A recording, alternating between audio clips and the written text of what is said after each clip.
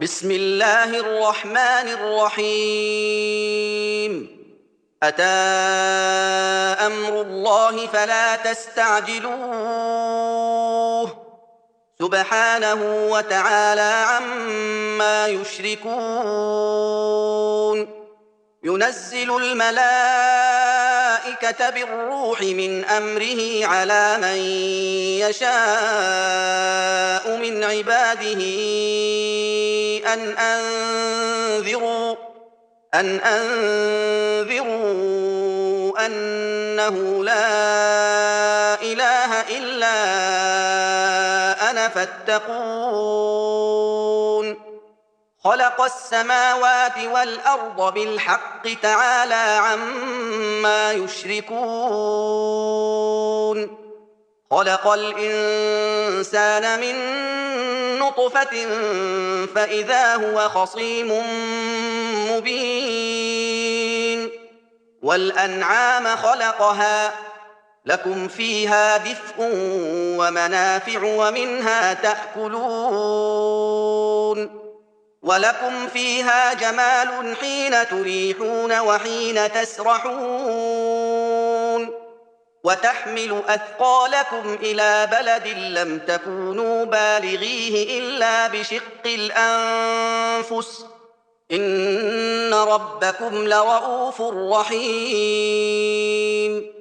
والخيل والبغال والحمير لتركبوها وزينة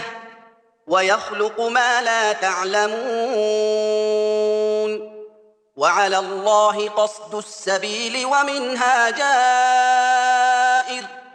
ولو شاء لهداكم أجمعين. هو الذي أنزل من السماء ماء لكم منه شراب ومنه شجر فيه تسيمون. ينبت لكم به الزرع والزيتون والنخيل والأعناب ومن كل الثمرات إن في ذلك لآية لقوم يتفكرون. وسخر لكم الليل والنهار والشمس والقمر والنجوم مسخرات بأمره إن في ذلك لآيات لقوم يعقلون. وما ذرأ لكم في الأرض مختلفا ألوانه إن في ذلك لآية لقوم يذكرون. وهو الذي سخر البحر لتأكلوا منه لحما طريا وتستخرجوا منه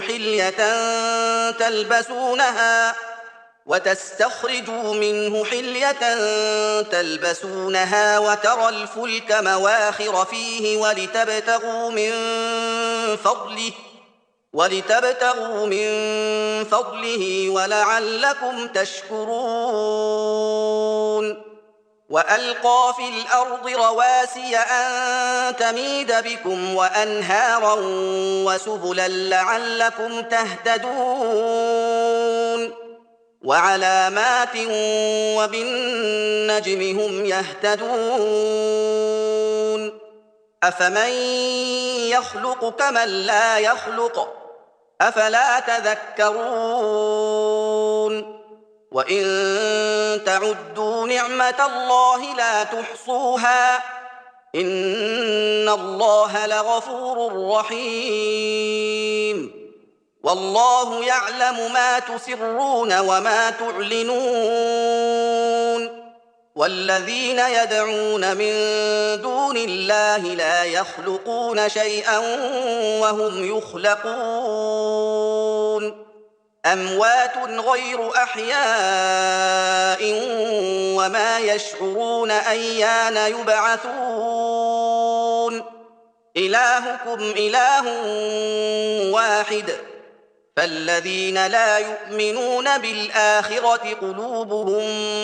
منكرة وهم مستكبرون لا جرم أن الله يعلم ما يسرون وما يعلنون إنه لا يحب المستكبرين وإذا قيل لهم ماذا أنزل ربكم قالوا أساطير الأولين ليحملوا أوزارهم كاملة يوم القيامة ومن أوزار الذين يضلونهم بغير علم ألا ساء ما يزرون قد مكر الذين من قبلهم فأتى الله بنيانهم من القواعد فخر عليهم السقف من فوقهم وأتاهم العذاب من حيث لا يشعرون ثم يوم القيامة يخزيهم ويقول أين شركائي الذين كنتم تشاقون فيهم قال الذين أوتوا العلم إن الخزي اليوم والسوء على الكافرين الذين تتوفاهم الملائكة ظالمي أنفسهم فألقوا السلم ما كنا نعمل من سوء بلى إن الله عليم بما كنتم تعملون فادخلوا أبواب جهنم خالدين فيها فلبئس مثوى المتكبرين وقيل للذين اتقوا ماذا أنزل ربكم قالوا خيرا للذين أحسنوا في هذه الدنيا حسنة ولدار الآخرة خير ولنعم دار المتقين جنات عدن يدخلونها تجري من تحتها الأنهار لهم فيها ما يشاءون كذلك يجزي الله المتقين الذين تتوفاهم الملائكة طيبين يقولون سلام عليكم ادخلوا الجنة بما كنتم تعملون هل ينظرون إلا أن تأتيهم الملائكة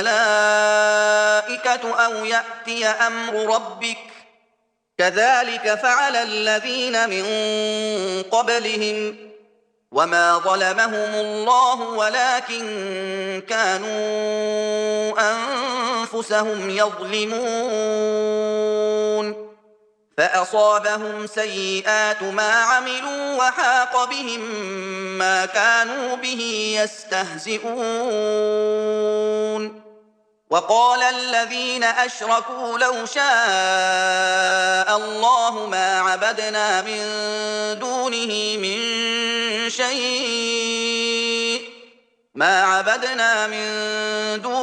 من شيء نحن ولا آباؤنا ولا حرمنا من دونه من شيء كذلك فعل الذين من قبلهم فهل على الرسل إلا البلاغ المبين ولقد بعثنا في كل أمة رسولا أن اعبدوا الله واجتنبوا الطاغوت فمنهم من هدى الله ومنهم من حقت عليه الضلالة فسيروا في الأرض فانظروا كيف كان عاقبة المكذبين إن تحرص على هداهم فإن الله لا يهدي من يضل وما لهم من ناصرين وأقسموا بالله جهد أيمانهم لا يبعث الله من يموت بلى وعدا عليه حقا ولكن أكثر الناس لا يعلمون ليبين لهم الذي يختلفون فيه وليعلم الذين كفروا أنهم كانوا كاذبين إنما قولنا لشيء إذا أردناه أن نقول له كن فيكون والذين هاجروا في الله من بعد ما ظلموا لنبوئنهم في الدنيا حسنة ولأجر الآخرة أكبر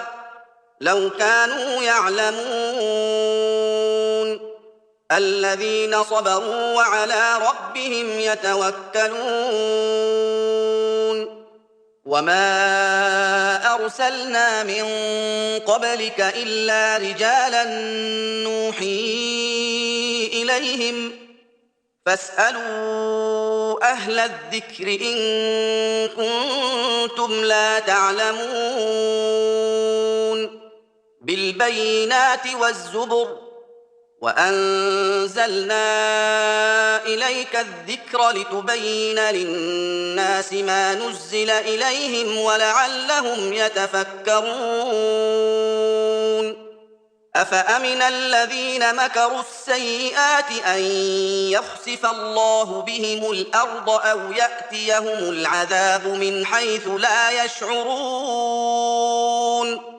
أو يأخذهم في تقلبهم فما هم بمعجزين أو يأخذهم على تخوف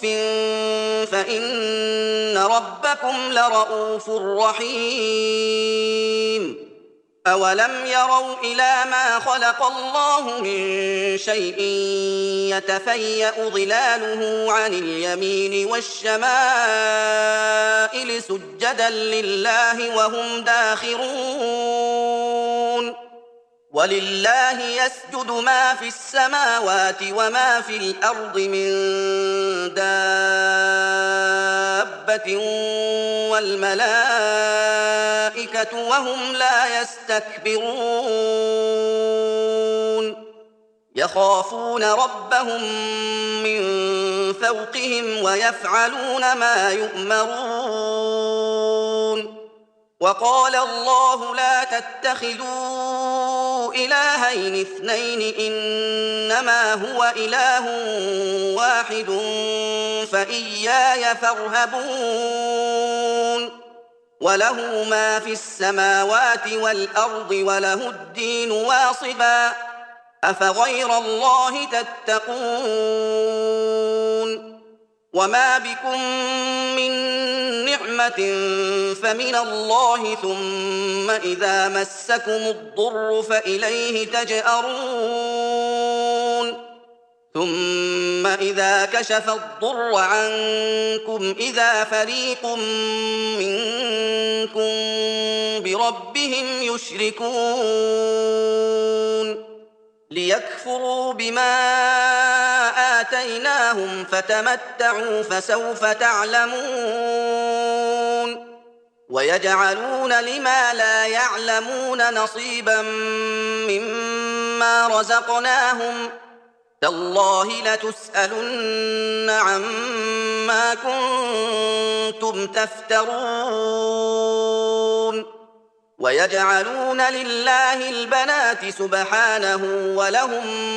ما يشتهون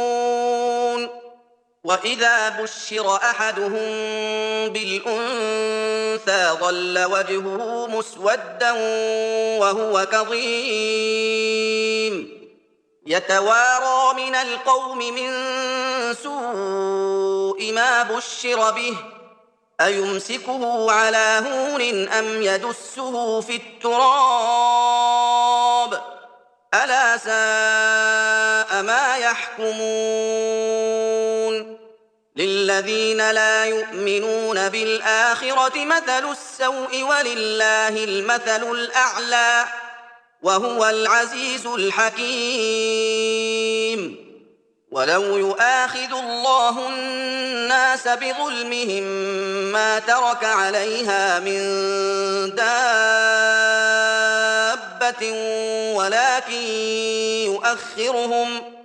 ولكن يؤخرهم إلى أجل مسمى فإذا جاء أجلهم لا يستأخرون ساعة ولا يستقدمون ويجعلون لله ما يكرهون وتصف ألسنتهم الكذب أن لهم الحسنى لا جرم أن لهم النار وأنهم مفرطون تالله لقد أرسلنا إلى من قبلك فزين لهم الشيطان أعمالهم فهو وليهم اليوم ولهم عذاب أليم وما أنزلنا عليك الكتاب إلا لتبين لهم الذي اختلفوا فيه وهدى ورحمة لقوم يؤمنون والله أنزل من السماء ماء فأحيا به الأرض بعد موتها إن في ذلك لآية لقوم يسمعون وإن لكم في الأنعام لعبرة نسقيكم مما في بطونه من بين فرث ودم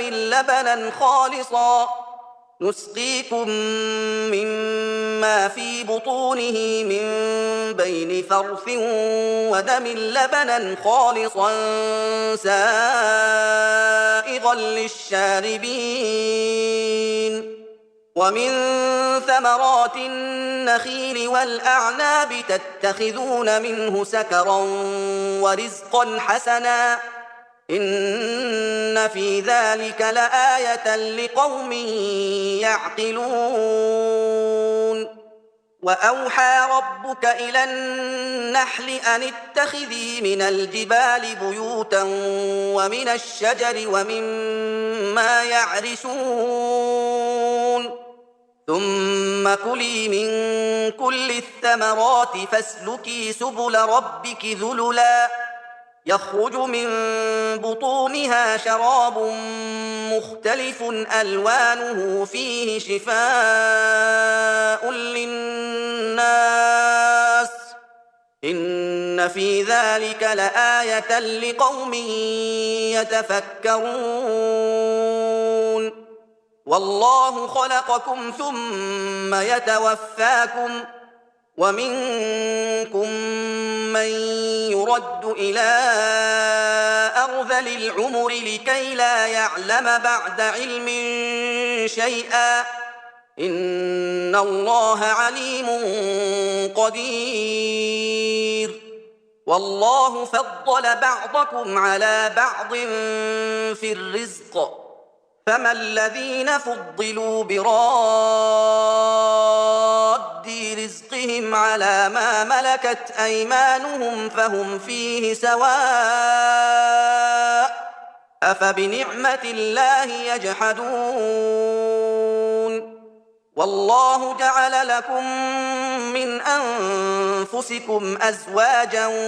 وجعل لكم من أزواجكم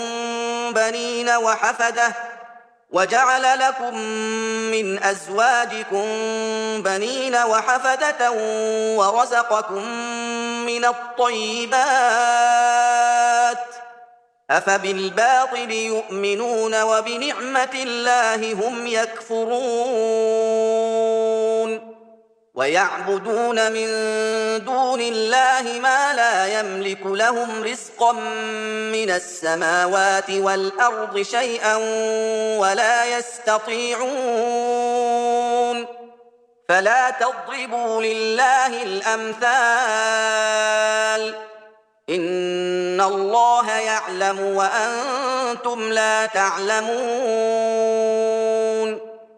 ضرب الله مثلا عبدا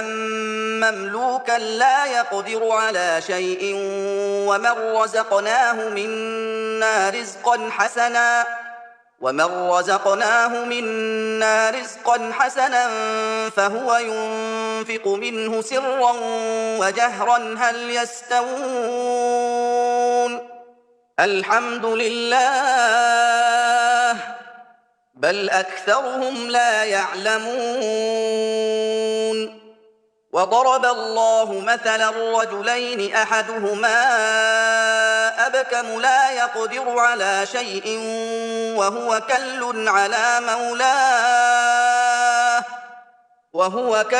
على مولاه أينما يوجهه لا يأت بخير هل يستوي هو ومن يأمر بالعدل وهو على صراط مستقيم ولله غيب السماوات والأرض وما أمر الساعة إلا كلمح البصر أو هو أقرب إن الله على كل شيء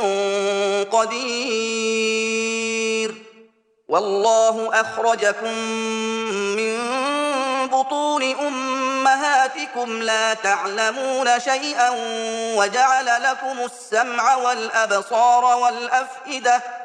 وجعل لكم السمع والأبصار والأفئدة لعلكم تشكرون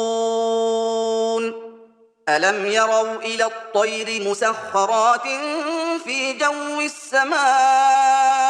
ما يمسكهن إلا الله إن في ذلك لآيات لقوم يؤمنون والله جعل لكم من بيوتكم سكنا وجعل لكم من جلود الأنعام بيوتا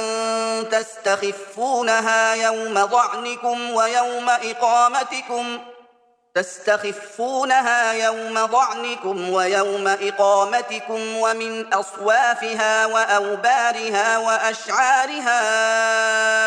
أثاثا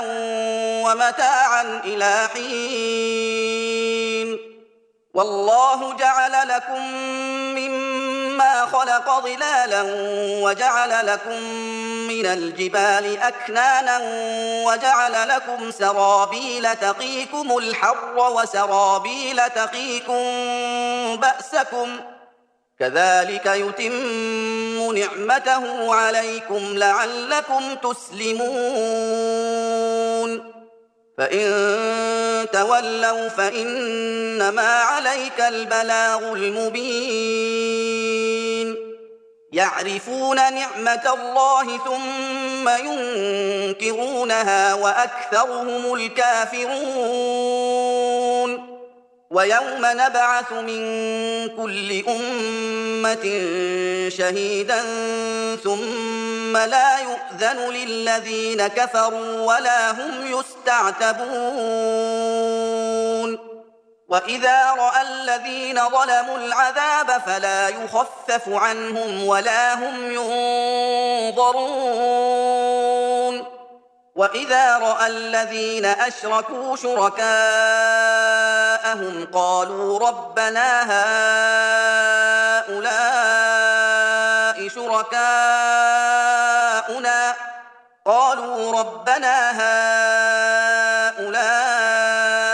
شركاؤنا الذين كنا ندعو من دونك فألقوا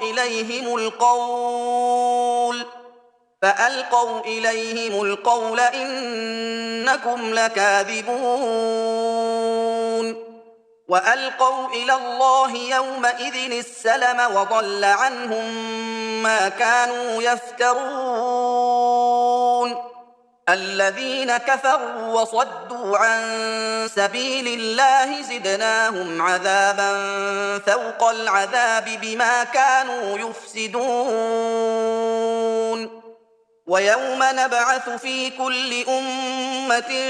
شهيدا عليهم من أنفسهم وجئنا بك شهيدا على هؤلاء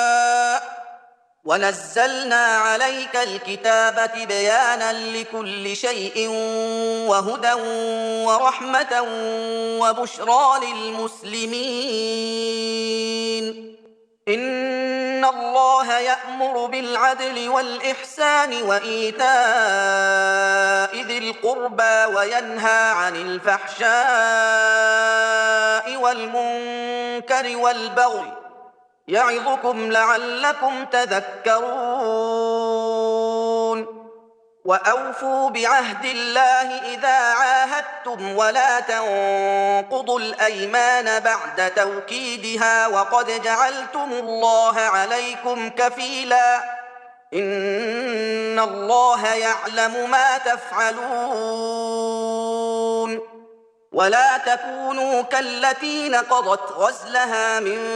بعد قوة أنكاثا تتخذون أيمانكم دخلا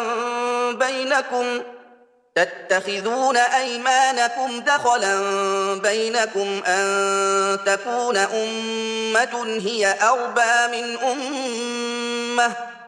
إنما يبلوكم الله به وليبينن لكم يوم القيامة ما كنتم فيه تختلفون ولو شاء الله لجعلكم أمة واحدة ولكن يضل من يشاء ويهدي من يشاء ولتسألن عما كنتم تعملون ولا تتخذوا أيمانكم دخلا بينكم فتزل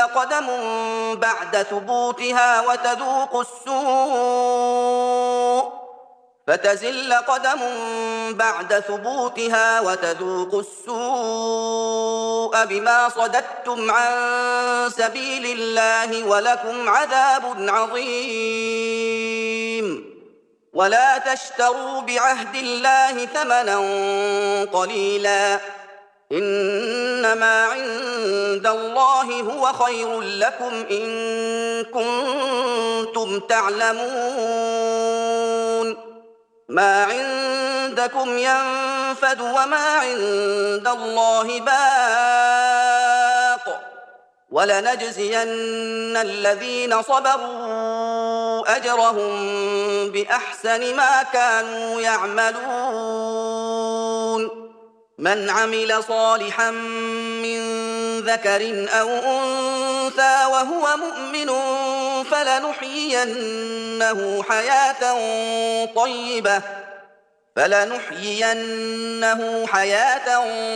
طيبة ولنجزينهم أجرهم بأحسن ما كانوا يعملون فإذا قرأت القرآن فاستعذ بالله من الشيطان الرجيم إنه ليس له سلطان على الذين آمنوا وعلى ربهم يتوكلون إنما سلطانه على الذين يتولونه والذين هم به مشركون وإذا بدلنا آية مكان آية والله أعلم بما ينزل قالوا إنما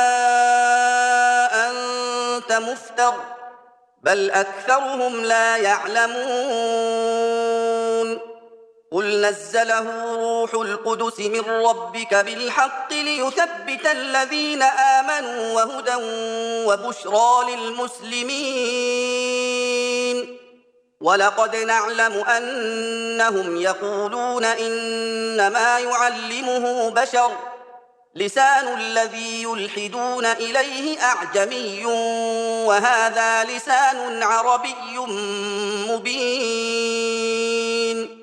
إن الذين لا يؤمنون بآيات الله لا يهديهم الله ولهم عذاب أليم. إنما يفتري الكذب الذين لا يؤمنون بآيات الله وأولئك هم الكاذبون. من كفر بالله من بعد إيمانه إلا من أكره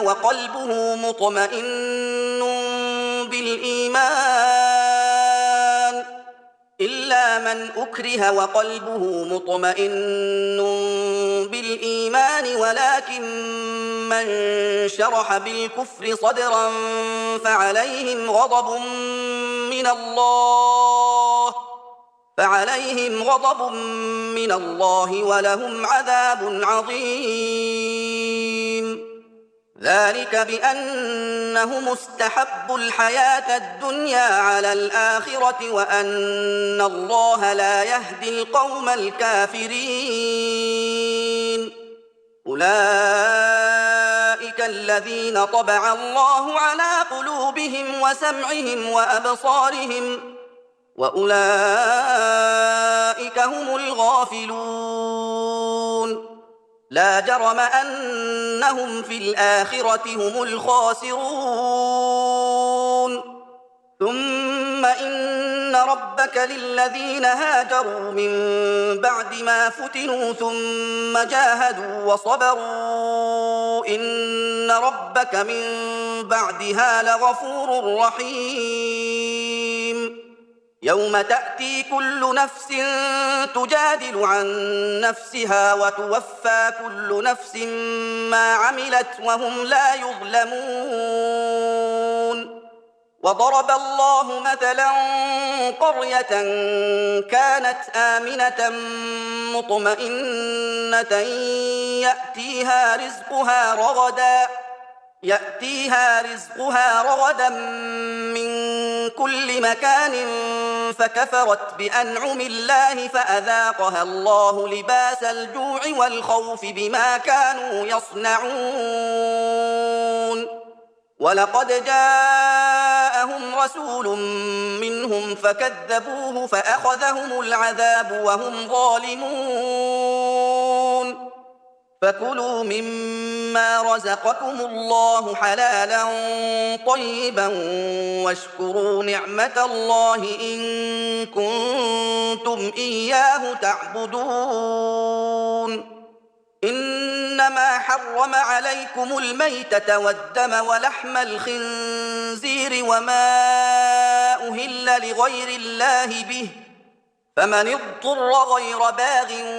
ولا عاد فإن الله غفور رحيم. ولا تقولوا لما تصف ألسنتكم الكذب هذا حلال وهذا حرام لتفتروا على الله الكذب إن الذين يفترون على الله الكذب لا يفلحون. متاع قليل ولهم عذاب أليم. وعلى الذين هادوا حرمنا ما قصصنا عليك من قبل وما ظلمناهم ولكن كانوا أنفسهم يظلمون. ثم إن ربك للذين عملوا السوء بجهالة ثم تابوا من بعد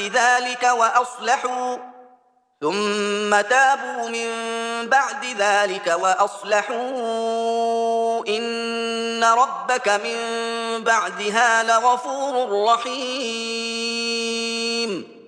إن إبراهيم كان أمة أمة قانتا لله حنيفا ولم يك من المشركين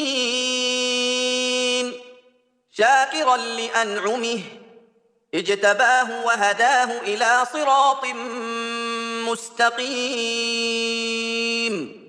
وآتيناه في الدنيا حسنة وإنه في الآخرة لمن الصالحين ثم أوحينا إليك أن اتبع ملة إبراهيم حنيفا وما كان من المشركين إنما جعل السبت على الذين اختلفوا فيه وإن ربك ليحكم بينهم يوم القيامة فيما كانوا فيه يختلفون ادع إلى سبيل ربك بالحكمة والموعظة الحسنة وجادلهم بالتي هي أحسن إن ربك هو أعلم بمن ضل عن سبيله وهو أعلم بالمهتدين وإن عاقبتم فعاقبوا بمثل ما عوقبتم به ولئن صبرتم لهو خير للصابرين واصبر وما صبرك إلا بالله ولا تحزن عليهم ولا تك في ضيق مما يمكرون إن الله مع الذين اتقوا والذين هم محسنون